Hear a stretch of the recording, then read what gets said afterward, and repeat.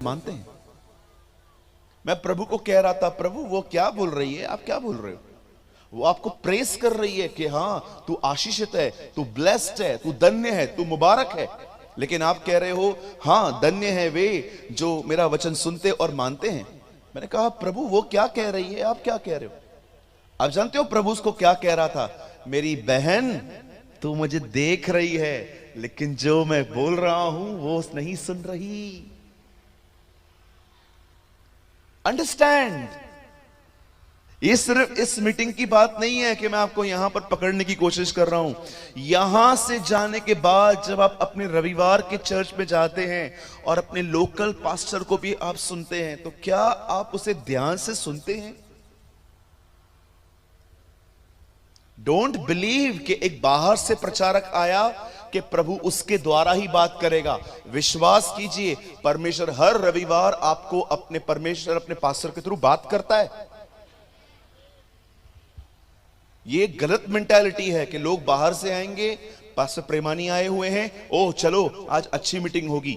नहीं, ऐसी सोच मत रखिए। आप कहां पर भी जब रविवार को भी अपने कलीसिया में जाते हैं, विश्वास से जाइए कि प्रभु आज भी मुझसे बात करेंगे। That is very important. ये बहुत महत्वपूर्ण बातें हैं। मैं आपको आज भी कहता हूं, सुनिए, आपको किसी से काउंसलिंग लेने की जरूरत नहीं पड़ेगी। सिर्फ प्रभु का वचन ध्यान से सुनो। आपको किसी से भी काउंसलिंग, ओ ब्रदर आइए मुझे समझाइए मैं क्या करूं। बाइबल बताती है उन दिनों में तुम्हें किसी से न पूछना पड़ेगा कि प्रभु की इच्छा क्या है। छोटे से लेके बड़े तक सब जान जाएंगे। क्यों? क्योंकि उसने हर एक को पवित्र आत्मा दिया है, हर एक को। He is your personal guide।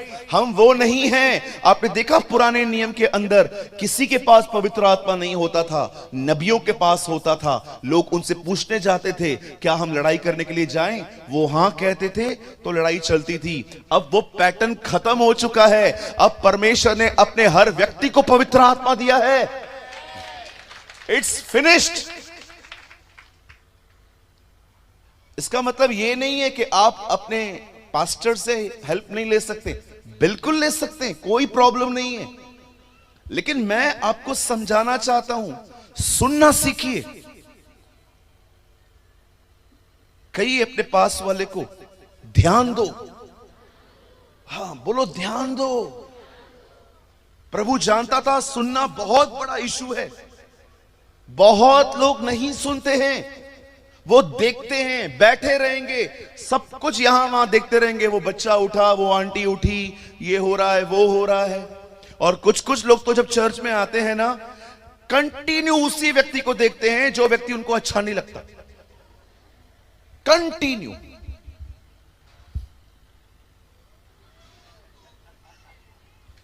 एक तो वो अच्छा लगता नहीं है, उस पर ध्यान भी दे रहे हो।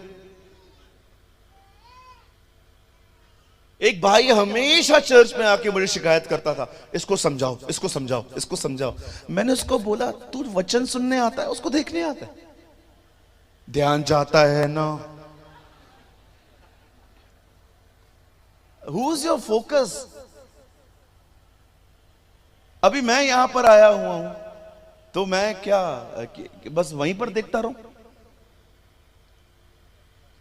चर्च के अंदर हर व्यक्ति आपको प्रेज द लॉर्ड नहीं बोलेगा, हर व्यक्ति आपको जय मसीह नहीं बोलेगा।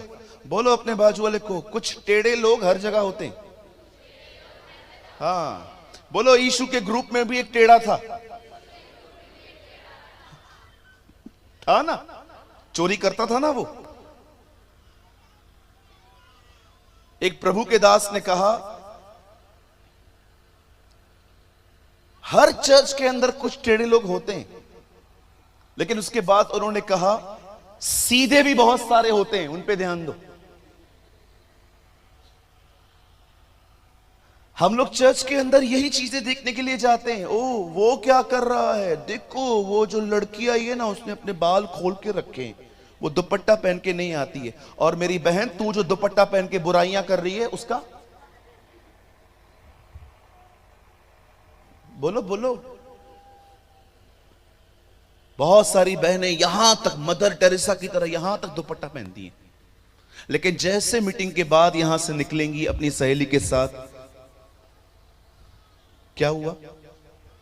खाने में नमक ज्यादा था। हाँ था तो सही, ऐसे थोड़ी करते। आपको इतनी प्रॉब्लम में खाना छोड़ देते, बाहर जाके खाते। एक निवाले पे पता चल गया था ना नमक ज्यादा है, फिर पूरा खाना क्यों खाया? कहिए, सिर्फ बहनें कहेंगी, भाई लोग तुम 2 मिनट चुप रहो। आइए बहनें एक दूसरे से कहें, कहिए बुराई मत कर। अपनी सहेली को बोलिए, यहां की बात वहां मत कर। हाँ बोलिए अपने बाजू वाले को, आज तक मत बन।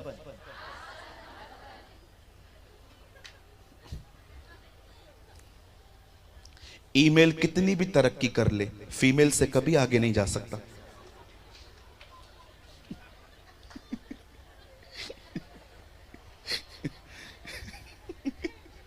हमारी बहनें बहुत प्यारी हैं, उनको एक खबर दो, पूरे चापा में 5 मिनट में 5 मिनट में इतना नेटवर्क जबरदस्त है, हजारों लोगों तक। अरे क्या हुआ क्या हुआ क्या हुआ क्या हुआ क्या हुआ क्या हुआ क्या हुआ? कुछ नहीं ये। और कुछ बहनें तो हमारी इतनी प्यारी होती है, सब कुछ पता रहेगा, फिर भी जाके उसके घर में जाएंगी, क्या हुआ?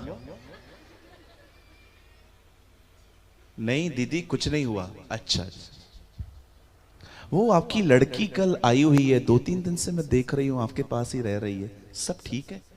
आपको अच्छे से पता है कि उनके दामाद का झगड़ा हुआ है और वो झगड़ा करके आई हुई है। हम लोगों को कितना एम्बैरस फील करवाते। क्यों पूछते हैं आप किसके घर के बारे में?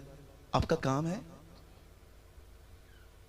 आपकी लड़की वापस आए और आपसे कोई बार बार पूछे क्या हुआ क्या हुआ क्या हुआ? कभी कभी किसी का एंगेजमेंट ब्रेक हो जाता है और आपको पता था कि इनकी शादी होने वाली थी और आपको पता है कि एंगेजमेंट ब्रेक हो, और आपको पता है ये कौन सी बहनें करती हैं? कई ये वो बहनें जिनके पास कोई काम धंधा नहीं है, फारिग बैठी रहती है ना, तो वे चलो भाई दूसरे के घरों को बिगाड़ते। कभी ऐसे मत कीजिए मेरी बहन, आप मसीह हैं, ये चीजें आपको सूट नहीं करती। जब भी किसके घर में जा रहे हैं, ओ उन्हें उत्साहित करके आइए, खुदा आपके साथ है। आमीन। और भाइयों, आपकी बारी। भाइयों, अपने बाजू वाले भाई से कहो, बाहर का गुस्सा घर पे मत निकाल। बहुत सारे भाई लोग हैं ना, ऐसे घर पे आएंगे ना, उनकी शक्ल देखो, सड़ा हुआ सा बाहर से आएगा टमाटर की तरह। वो सड़े हुए टमाटर होते हैं ना, जो बाद में वो सब्जी मंडी वाले बाजू में रख देते हैं कि जिसको चाहिए सस्ते में ले जाओ। बाहर से हंसता हुआ आएगा, लेकिन घर में जैसे ही आएगा, ऐसे क्यों करते हैं आप लोग? कितने लोग घर के अंदर खुशी खुशी आते? एक भी हाथ नहीं उठा रहा। कितने लोग घर पे खुशी खुशी आते? मैं मुंबई में एक घर में गया, वहां पर घर के बाहर एक पायदान लगा हुआ था, कारपेट। मुझे बहुत अच्छा लगा, कारपेट पे कुछ लिखा हुआ था। जब मैं वहां पर खड़ा हुआ, मैंने फोटो निकाला, वो फोटो मेरे पास आज भी है उस कारपेट का। उस कारपेट पे लिखा था, घर आने से पहले कृपया जूते और गमन बाहर उतार के आए। लिखा, खूबसूरत यार। कभी कभी ऐसी चीजें होती है ना जो बहुत खुशी वाली होती हैं। मैं एक दिन एक चर्च में गया, वहां पर एक बोर्ड लगा था, कुछ अच्छा न लगे तो हमें बताइए, कुछ अच्छा लगे तो सबको बताइए। है ना? अगर आपके चर्च के अंदर कुछ आपको बुरा लगे तो हमें बताइए, कुछ अच्छा लगे तो सबको बताइए। ये होना चाहिए ना। हम लोग कलीसिया में आते हैं, कई बार वचन नहीं सुनते, बहुत सारी नेगेटिव चीजों को देखकर फिर हम बाहर जाके बताते हैं, ओ ये चर्च ऐसी है, ओ यहां के लोग ऐसे हैं। आप ये सीखने आए थे? आप ये लर्न करने आए थे?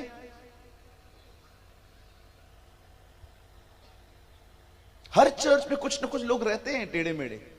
कितनी कलीसियाएं बदलेंगे हम? कितने चर्चेस चेंज करोगे? क्या लगता है आपको जिस चर्च में अभी जाने वाले हो वहां पर स्वर्गदूत मिलेंगे? कुछ भूत जरूर मिलेंगे। या 100% बी मैच्योर, अनुभवी बनिए, अपने काम से काम रखना जानिए। मैं हमेशा कहता हूं चर्च एक वजह से छोड़नी चाहिए, जब आपकी चर्च आपको वचन न दे।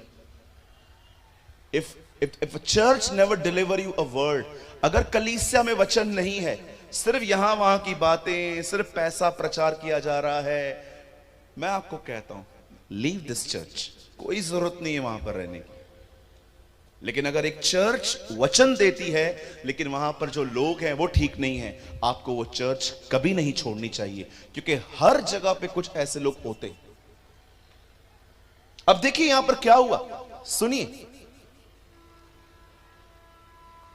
इब्रानियों में लिखा गया है कि हमें विश्वास से जीना है। कहिए विश्वास से। हाँ, विश्वास से जीना क्या होता है मैं आपको आज समझाना चाहता हूं, और मेरी उम्मीद है, मेरा भरोसा है ये कॉन्सेप्ट आपके लिए बहुत आज क्लियर हो जाएगा। आमीन। सुनिए, यहां लिखा है विश्वास से धर्मी जन जीवित रहेगा। चलो इसका उल्टा करो, इसका उल्टा करो। अगर विश्वास से हम जिएंगे, इसका उल्टा करो, अगर विश्वास नहीं होगा तो वो मरेगा। कौन मारेगा उसे? उसे मारेगा उसके खुद के ख्याल,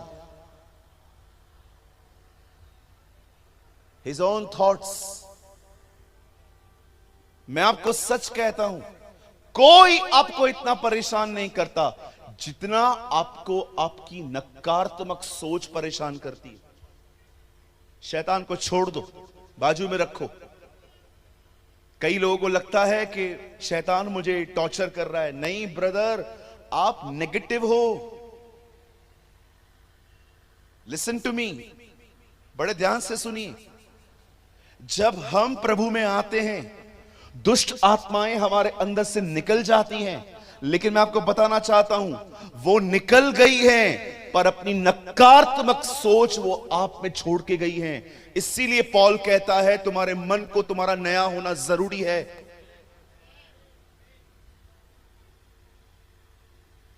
एक व्यक्ति जो एक घर में रह रहा है और वो घर आपका है और आप उससे कह रहे हो मेरा घर खाली कर दे, आप लैंडलॉर्ड हैं, आप उसको कहते हैं मेरा घर खाली कर दे, ओके। लेकिन आप ये बात देख रहे हो कि जब वो खाली करने के लिए जा रहा था तो वो अपने कुछ सामान छोड़ के गया। दुष्ट आत्माएं जो इस घर में रहती थी पहले, हम तंबाकू खाते थे, सिगरेट पीते थे, व्यभिचारी थे, बहुत सारे बुरे कामों में थे। लेकिन जब हम खुदा में आते हैं, खुदा हमारे अंदर आता है, तो इन सारी गंदी आत्माओं को निकलना पड़ता है।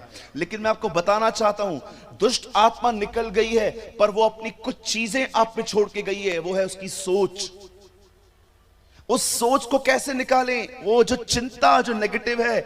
इसीलिए पौलुस कहता है तुम्हारे मन के नए होने से तुम्हारी जिंदगियां बदलेंगी। हमें अपने मन को हर दिन नया करना है। सुनिए, विश्वास से जीना क्या होता है? अंकल, आंटी, भाई, बहन, ये आज सीख लो। आने वाले दिन तुम्हारे शांति से भरे हुए होंगे, आनंद से भरे हुए होंगे। आप लोगों से बहुत ही जेंटल वे से चल पाएंगे, कोमलता से। आप रूड, फ्रस्ट्रेट, गुस्से में जवाब देना, आप इन सारी बातों से निकल आओगे। फिलिपियों में लिखा है ना, तुम्हारी कोमलता सब पे प्रकट हो। योर जेंटलनेस जो है वो तुम पे सब पे रिवील हो। आप कोमल हो जाओगे अगर आपने आज की बातें समझ ली तो। एक दिन वचन कहता है परमेश्वर मूसा को कहता है मेरे लोग गुलामी में हैं और तू उन्हें लेने के लिए जा और उनको वहां से छुड़ा कर लेकर आ। बाइबल बताती है कि परमेश्वर ने उससे ये बोझ दिया, प्रभु ने उसे ये काम दिया, और वचन कहता है मूसा परमेश्वर के कहने पर उस पहाड़ से नीचे उतरा और मिस्र की तरफ रवाना हुआ। और जैसे ही वो वहां पर गया, वो वहां पर फिरौन बादशाह को कहता है मेरे लोगों को जाने दे। बाइबल बताती है पहले के समय में वो लोग उसे जाने नहीं दे रहे थे। बादशाह ने कहा नहीं, मैं उन्हें जाने नहीं दूंगा। लेकिन परमेश्वर ने उसके बाद मिस्र में ऐसी तकलीफें, ऐसी विपत्तियां भेजी कि आखिर उन्हें डिसाइड करना पड़ा कि वो लोग जाना चाहिए, क्योंकि जब तक वो लोग वहां पर थे विपत्तियां बंद नहीं हो रही। मेंढक पानी छोड़ने के दरबार में घुस गए थे। बाइबल बताती है वहां पानी लहू बन गया। बाइबल बताती है कि वहां पर लोग बुरियां होने लगी। बाइबल बताती है कि उन दिनों में ऐसा भी हो रहा था, 3 दिन सूरज नहीं निकल रहा था, वो लोग देर से जिंदगी जी रहे थे। और लास्ट में वो एक प्रॉब्लम ऐसी डाली गई उनके ऊपर जिससे वो टूट गए। परमेश्वर ने उनके घर का हर पहलू बच्चा मारना शुरू कर दिया। अंत में वो राजा टूट गया। उसने कहा जाओ तुम यहां से सब लोग, मुझे कोई नहीं चाहिए यहां पर। आप जानते हो जब लोग वहां से निकले, अब वो सब निकलने के बाद एक आगे बढ़ रहे थे, तब बिल्कुल उनके सामने रास्ता खत्म हो गया, क्योंकि सामने समुंदर आ गया। और जैसे उन्होंने देखा कि सामने समुंदर है, तो उन्होंने क्या देखा, पीछे रथों की आवाज आ रही थी, घोड़ों की। उन्होंने क्या देखा, वो राजा वापस उन्हें गुलामी में लाने के लिए उनके पीछे पीछे आ रहा था, उन्हें चेस कर रहा था, उन्हें पकड़ रहा था। अब सोचो, सामने समुंदर, पीछे राजा और बीच में इजराइल के लोग। अब वो लोग पैनिक हो गए। बोलिए पैनिक। हाँ, परेशान। अब वो लोग परेशान हो गए। और जानते हो उन लोगों ने परेशानी में क्या किया, कुड़कुड़ाना शुरू कर दिया। वो मूसा को कहते हैं हे मूसा, वहां पर कब्रें नहीं थी जो हमें मरने यहां ले आया। ओ, उनकी लैंग्वेज बड़े प्यारे लोग, बिल्कुल हमारी तरह। ओ, कुड़कुड़ा रहे थे। कभी कभी आप देखिए, हम लोग चर्च के अंदर हर रविवार हालेलुया, प्रेज द लॉर्ड, जय मसीह की, शालोम, प्रभु जिंदा है। सोमवार के दिन थोड़ी तकलीफ आएगी, प्रभु की तरह little inconvenience come, true nature out। होता है ना? कितने लोग हैं यहां पर मेरी तरह जो रविवार को आराधना करते हैं, सोमवार को कुड़कुड़ाते हैं? मैं पहला हूं इधर। कोई है मेरे साथ? 1 2 3 4 4.5 5.5 6.5। जिनके हाथ नीचे हैं, प्रभु तुमसे बात करेगा कल। Don't be super spiritual. कल लाइट बंद हो रही थी, कुड़कुड़ा रहे थे लोग। ये कुड़कुड़ाने का नया तरीका है, करिए, है ना? ये नया तरीका है कुड़कुड़ाने का। अब ज्यादा बोलते नहीं है हम लोग सिर्फ इतना कर देते हैं, मतलब लाइट गई, इसका मतलब बारिश आई, इसका मतलब खाना सबको मिला, मुझे नहीं। अब विश्वासी नए तरीके से कुड़कुड़ाते। You know the Bible says उन लोगों ने कुड़कुड़ाना चालू किया। मूसा क्यों लाया हमें? उधर कब्रिस्तान नहीं था, उधर ही मार के गाड़ देता, इधर मरने के लिए क्यों लाया? और मूसा ने प्रभु को, मूसा एक बहुत अमेजिंग पर्सन था, लोग उसे परेशान करते थे, वो खुदा के पास जाता था, है ना? ऐसा होना चाहिए ना? आप जानते हो, मैं मैच्योर क्रिश्चियंस के लिए एक बात बोलूं, आप जानते हो जब वो मूसा को देखते थे कि हम उससे मांग रहे हैं, वो खुदा से मांगता, आप जानते हो वो कभी इस चीज को नहीं सीख पाए थे। वो मूसा के द्वारा परमेश्वर के मार्गों को नहीं पहचान पाए थे कि कैसे ये बंदा, हम इससे तंग करते हैं, ये खुदा के पास जाता है, फिर हम ये सब क्यों नहीं करते खुद ही? जब एक परमेश्वर के दास के साथ रहो ना, तो सीखो कि वो कैसे परमेश्वर के मार्गों को पहचानता है। अगर आप में से कोई उन दिनों में होता, तो आपको यह नहीं देखना है कि खाना मंगाता कैसा है, आता कैसा है। आपको यह देखना चाहिए ये क्या करता है ऐसा कि इसके कहने पर ऊपर से खाना आता है, और उसे सीख लो और वो आप खुद भी करो। Understand, listen to me, understand the ways of God. Bible बताती है मूसा परमेश्वर के मार्गों को पहचानता था। वो जानता था कि परमेश्वर कैसे मूव करता है। इज़राइल के लोग सिर्फ चमत्कार देखते थे, ओ मन्ना गिर रहा है। यहोशू ये देखता था कौन कैसे ये खुदा से मांगता है, इसीलिए वो नेक्स्ट लीडर बना। मैं आप में से हर एक को कहना चाहता हूं, किसी परमेश्वर के दास के साथ अगर आप मिल रहे हो, उसके जिंदगी से सीखो कि वो परमेश्वर के मार्गों को कैसे पहचानता है। उसे पता है कि परमेश्वर कैसे मूव करता है। अमेजिंग बात यह नहीं थी कि वो ऊपर से वो मन्ना गिरवाता था खुदा से। अमेजिंग बात यह थी कि जब लोग उसे परेशान करते थे, वो अपने घुटनों पे बैठ के खुदा से बात करता था। Understand the ways of God. प्रभु के मार्गों को पहचानिए। एलीशा को देखिए, गहजी गया एक लड़के को जिंदा करने के लिए, लकड़ी रख के वापस आके कहता है कुछ नहीं हुआ। लेकिन एलीशा जब जाता है तो वो उससे जिंदा करके लौटता है। जानते हो क्यों? आप पढ़ के देखिए, लिखा है एलीशा ने प्रार्थना की। वहां गहजी ने कोई प्रेयर नहीं की है। अगर आप पुराने विश्वासी हैं, अब आपका ध्यान चमत्कारों से हटाओ, अब परमेश्वर के मार्गों को समझो। Understand the ways of God. Israel के लोग चमत्कारों को जानते थे। लिखा है मूसा परमेश्वर की गति को पहचानता था।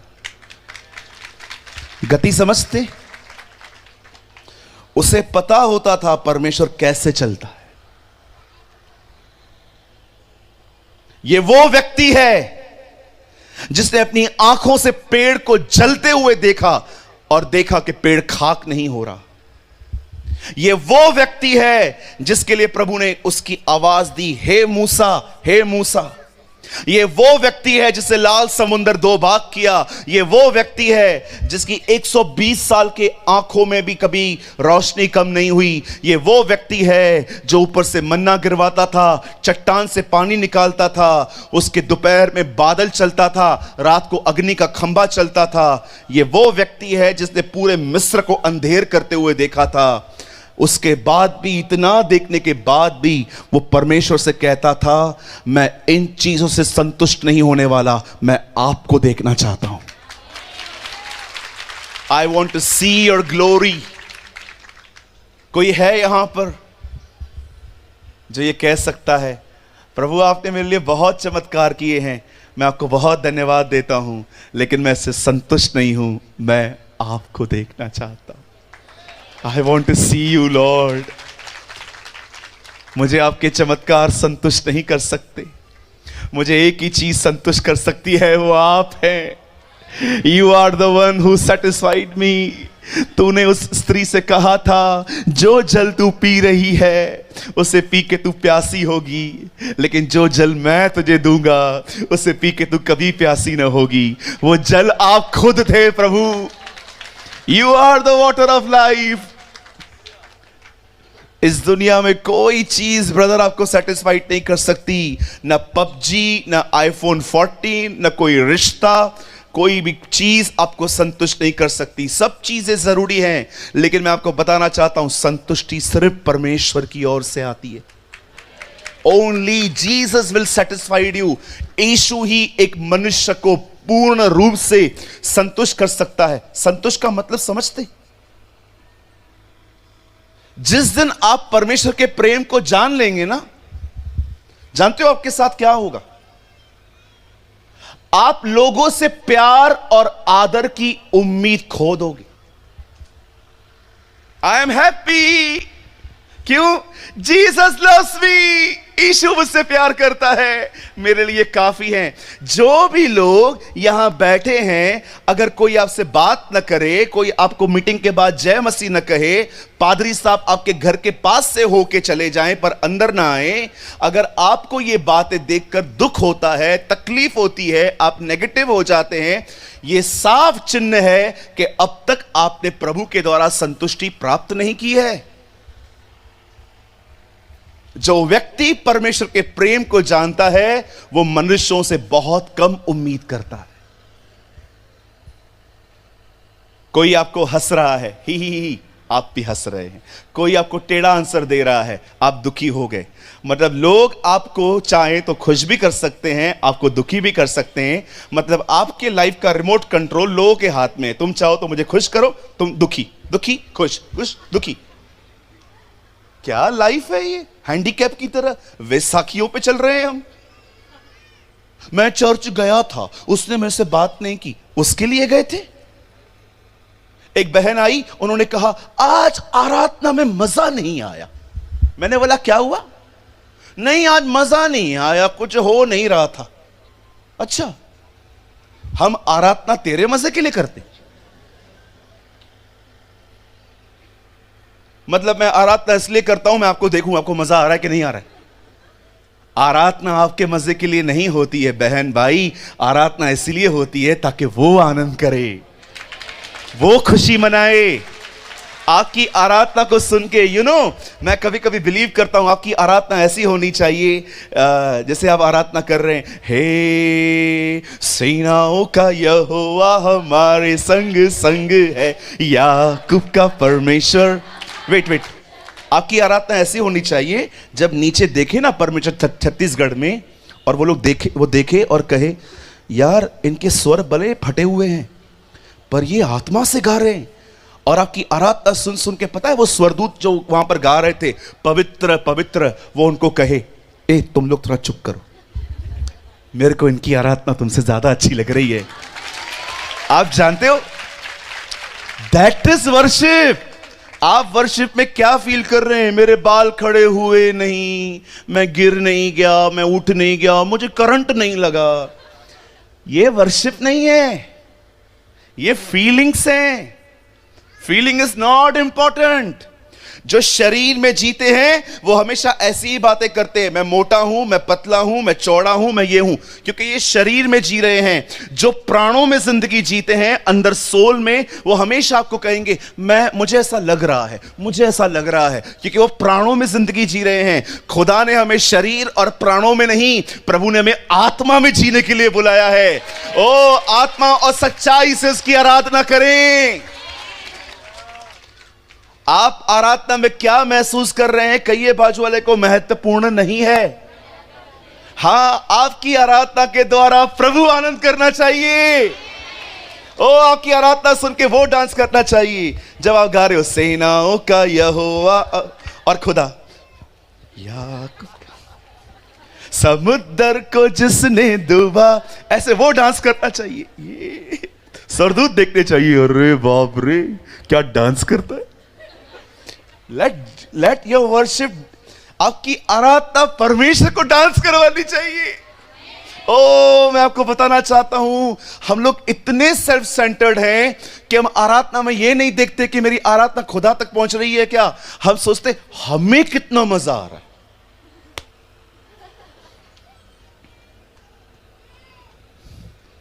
Your focused must be Jesus. आपका जो ध्यान है वो यीशु होना चाहिए। आपको क्या मिलता है कहिए, हमें क्या मिलता है ये महत्वपूर्ण नहीं है। हाँ बोलो, बाजू वाले को बोलो, ऐसे करिए, नथिंग। बोलो हमें क्या मिलता है, मुझे देख के ऐसे करो, मुझे क्या मिलता है महत्वपूर्ण नहीं है। महत्वपूर्ण ये है उससे क्या मिला, oh what he will get।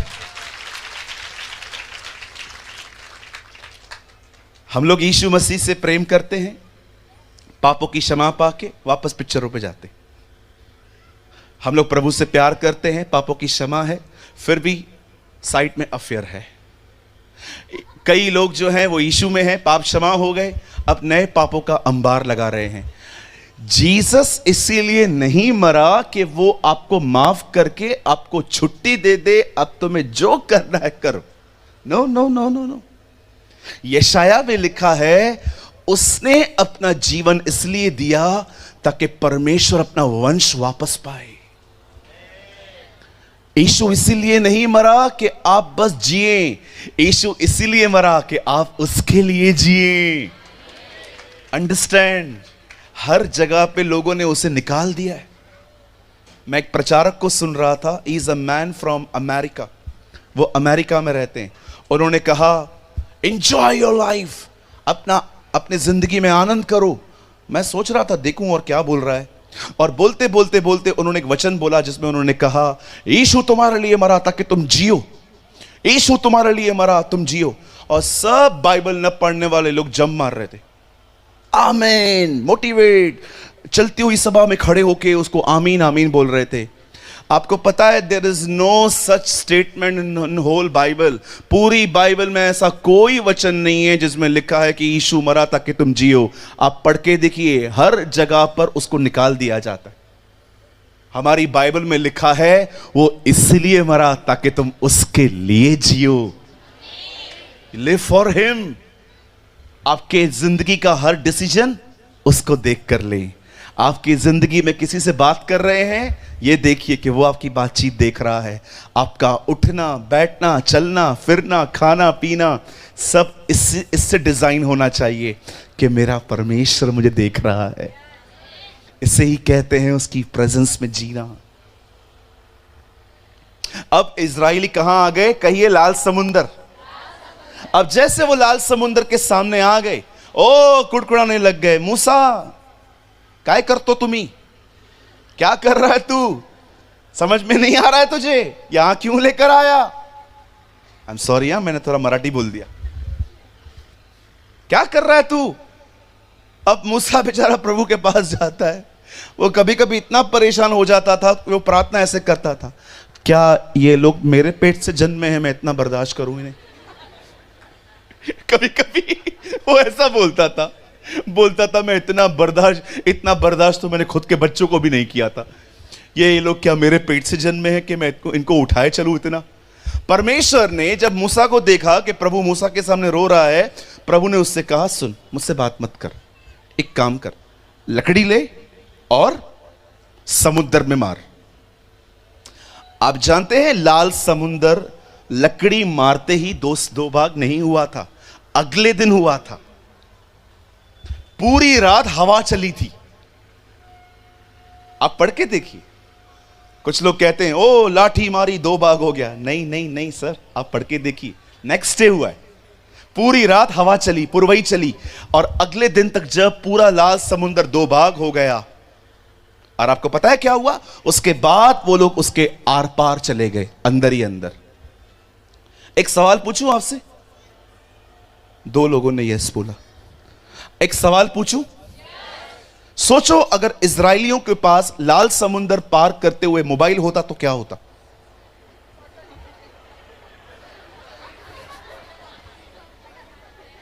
मैं आपको लिख के देता हूं, आज तक वो क्रॉस नहीं कर पाते।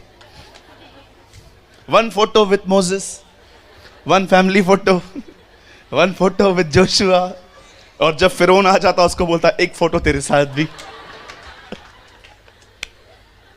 धन्यवाद हो प्रभु का कि इजरायलियों के पास मोबाइल नहीं था, है ना? नहीं तो वो आज तक क्रॉस नहीं कर पाते, खड़े हो जाते। ओ बहने तो बहने खड़ी हो जाती, मूसा मूसा एक मिनट, अरे हमको निकलना है। हाँ निकलेंगे ना, जा रहे हैं ना, फोटो ले ले। एक फिर फैमिली फोटो, फिर चलते हुए पानी वाला फोटो, अलग फोटो, ये फोटो वो फोटो। कहिए प्रभु आपका कोटि कोटि धन्यवाद कि इजरायलियों के समय फोन नहीं था।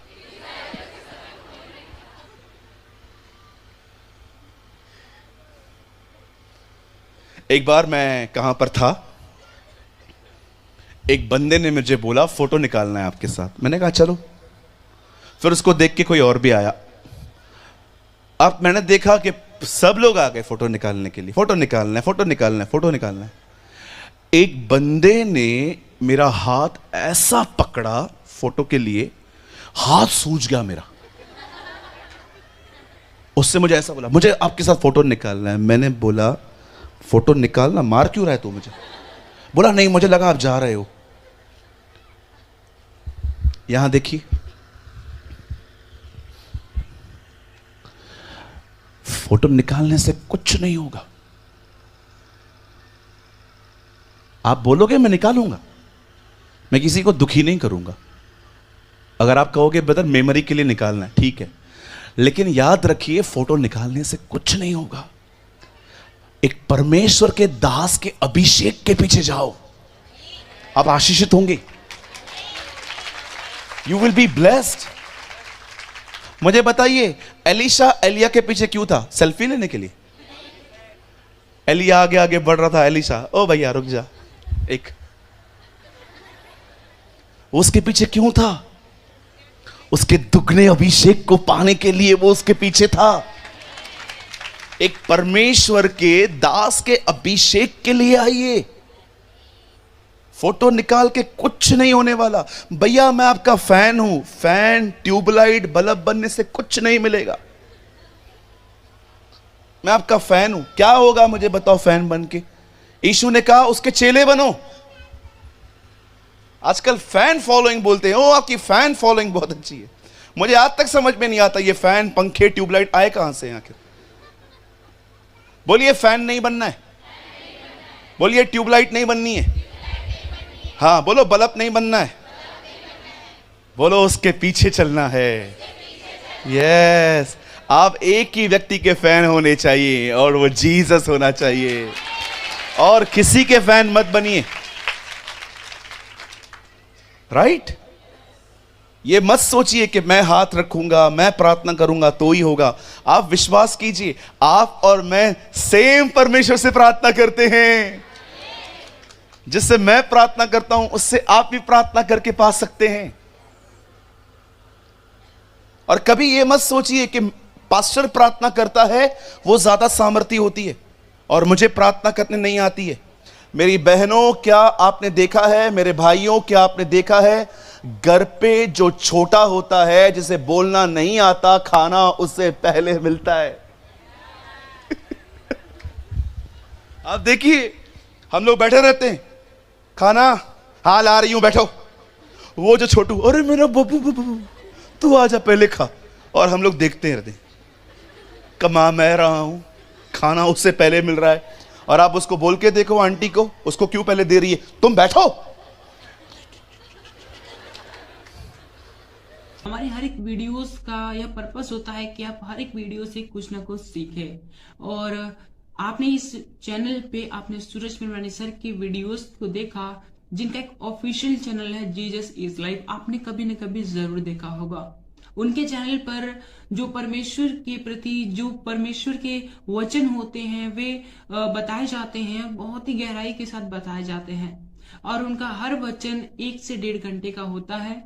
तो मैं भी उनकी वीडियोस को वॉच करता हूँ, देखता हूँ, और उनकी वीडियोस से मैं सीखता हूँ।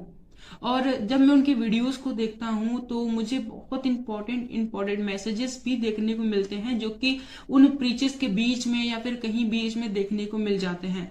तो मैंने सोचा कि उनके वीडियोस से जो इंपॉर्टेंट मैसेजेस हैं मैं आपके साथ शेयर करूं, जो कि 20 मिनट 30 मिनट के होंगे। मैं उनकी 1.5 घंटे 1 घंटे की वीडियोस में से 20 से 30 मिनट की जो इंपॉर्टेंट मैसेज वाली सीरीज है मैं आपके साथ शेयर करता हूं। तो आई होप आपको ये सीरीज अच्छे लगते होंगे, आप इनसे कुछ ना कुछ सीखते होंगे। मैं नहीं कहता कि सूरज पिरवानी सर के 1.5 घंटे की वीडियोस में केवल 20 से 30 मिनट ही इंपॉर्टेंट मैसेज होता है। मैं केवल इतना कहना चाहता हूं कि उनका हर एक वर्ड जो परमेश्वर की ओर से होता है बहुत इंपॉर्टेंट है और हमारे जीवन में रोल प्ले करता है। लेकिन हम उन बहुत ही सारे के सारे पॉइंट्स इंपॉर्टेंट है, बट उनसे भी ज्यादा इंपॉर्टेंट जो पॉइंट होता है मैं आपके साथ शेयर करता हूं और आप इस चैनल पे उन वीडियोस को देखते हो। आप चाहो तो मेरे चैनल पे जाकर काफी सारे वीडियोस देख सकते हो जो कि सूरज परमाणी सर के मैसेजेस हैं, जो परमपिता परमेश्वर के वचन हैं, आपको वहां पर देखने को मिल जाएंगे और बहुत ही गहराई के साथ सूरज परमाणी सर ने आपके साथ शेयर किया है। मेरी आशा है कि आप ये वीडियोस देखकर ब्लेस होते होंगे, क्योंकि इन वीडियोस पर इस चैनल पर काफी कुछ कमेंट्स आते हैं जिसमें कुछ लोग कहते हैं, ज्यादा नहीं कहते, बस एक दो लोग का मैसेज मुझे ऐसा देखने को मिला, वो ऐसा कमेंट करते हैं कि दूसरे के मैसेजेस को कॉपी क्यों करते हो और अपने चैनल पे अपलोड करके उसे अपना बनाते हो, अपना कहते हो। तो मेरा उनको केवल यही रिप्लाई है, क्योंकि परमपिता परमेश्वर का वचन सभी के लिए है और हमारा काम है परमपिता परमेश्वर के वचनों का प्रसार करना और लोगों तक पहुंचाना, चाहे वो किसी के भी द्वारा कहे गए हो, चाहे वो किसी के द्वारा प्रचार किए गए हो, लेकिन हमें केवल इतना करना है कि हमें उन वचनों को, परमपिता परमेश्वर के जो वचन है, उन्हें लोगों तक पहुंचाना। हमारा केवल यही उद्देश्य है कि परमपिता परमेश्वर का वचनों का किसी न किसी तरीके से प्रचार होना चाहिए। वो चाहे हम खुद प्रचार करें या फिर कोई भी प्रचार करे, अगर हम उन प्रचार को लोगों तक पहुंचा रहे हैं तो इसमें कोई भी गलत बात नहीं है, इसमें कोई भी बुरी बात नहीं है। हमारा काम है केवल परमपिता परमेश्वर के वचनों का प्रसार करना, उन परमपिता परमेश्वर का कार्य करना और इसके अतिरिक्त हमें कुछ नहीं सोचना। और जितने लोग ऐसा सोचते हैं, मेरे हिसाब से, मेरे अनुभव के हिसाब से, मैं जैसा मैंने समझा है उसके हिसाब से ये वचन देखने नहीं आते और ये वचन देखकर भी इन्हें कोई फायदा नहीं होने वाला, क्योंकि उन्हें इन बातों में दिलचस्पी है कि कौन किसका क्या कॉपी कर रहा है, कौन कैसे काम कर रहा है, कौन वचन बता रहा है, कौन वचन नहीं बता रहा है। केवल उन्हें इन्हीं बातों से मतलब है। उन्हें इस बात से मतलब नहीं है कि वचन उन तक पहुंचा, उनको इस बात से मतलब है कि वचन किसके द्वारा पहुंचा। वचन से उनको मतलब नहीं है कि वचन हमारे पास आया, वचन क्या है क्या नहीं है, क्या सिखाता है, उनसे उसको कोई मतलब नहीं है। लेकिन उनको इस बात से पूरा मतलब है कि वचन किसके द्वारा आया है, कौन कर रहा है, कैसे आया है, उनको इससे मतलब है। क्या आया है, वचन में क्या आया, उनसे उनको मतलब ही नहीं है। तो ऐसे लोगों को मैं केवल यही रिप्लाई देना चाहूंगा कि वो इन बातों पर ध्यान ना दें। अगर आप तक परमेश्वर के वीडियोस पहुंचते हैं, ज्ञान के वीडियोस पहुंचते हैं, तो आप उन्हें देखें, उनसे ज्ञान प्राप्त करें और परमेश्वर के ज्ञान में बढ़ें और इसके अतिरिक्त वो कुछ ना करें। लेकिन अगर वो इससे ज्यादा कुछ करते हैं तो परमेश्वर के लिए यह ग्रहण करने के योग्य नहीं होगा और वो वीडियो देखेंगे, आधा घंटा 1 घंटा जो भी समय देंगे, उनका समय देना व्यर्थ हो जाएगा। वचन कहता है कि हम जो करें पूरे मन से करें। फरीसियों को यीशु मसीह ने सीधे सीधे कह दिया कि ये लोग तो केवल फालतू के टाइम वेस्ट करते हैं, परमपिता परमेश्वर की आराधना उपासना करते हैं जो कि व्यर्थ है, मजाक करते हैं ये लोग। इन लोग की आराधना प्रार्थना मैं स्वीकार नहीं करूंगा, क्योंकि इनके मन मुझसे दूर हैं। ये आते तो मेरे पास हैं, लेकिन इनका मन, इनकी सोच, इनका जो हृदय है वो मुझसे दूर है। और परमपिता परमेश्वर ने कहा मन से दीन बनो, मन के शुद्ध बनो। मन मन मन हर जगह परमपिता परमेश्वर ने मन को प्राथमिकता दी है। और जब यीशु मसीह ने कह दिया कि फरीसियों के मन उनसे दूर है, तो वो कैसे परमेश्वर के पास हो सकते हैं, कैसे वो यीशु मसीह के नजदीक हो सकते हैं। इसलिए अगर हमें परमपिता परमेश्वर की उपस्थिति में चलना है, परमपिता परमेश्वर के कार्य को करना है, तो हमें इन बातों पर ध्यान नहीं देना, कौन क्या कर रहा है, कैसे कर रहा है, क्या कर रहा है, इस बात पे ध्यान नहीं देना। हमें इस बात पे ध्यान देना है कि वचन क्या है, वचन क्यों है, वचन कैसे है, मेरे जीवन में वचन कैसे लागू होगा। अगर ये वचन मेरे पास पहुंचा है तो मैं इन वचनों पर कैसे चल सकता हूं, और अगर मैं नहीं चल सकता तो क्यों नहीं चल सकता। फिर जाकर इन सभी रीजंस को दूर करो, और जब रीजंस दूर हो जाएंगे तो फिर आप परमपिता परमेश्वर के वचन में ऑटोमेटिकली ही ग्रोथ करोगे, ऑटोमेटिकली ही बढ़ते जाओगे, और इसमें कोई भी गलत बात नहीं है। सो आई होप आपने इस वीडियो के शेयर किए जाने के पर्पस को आपने समझा होगा। तो आज की वीडियो को हम यहीं तक रखते हैं, मिलते हैं नेक्स्ट वीडियो में आप सभी को। जय मसीह की, प्रेज़ द लॉर्ड।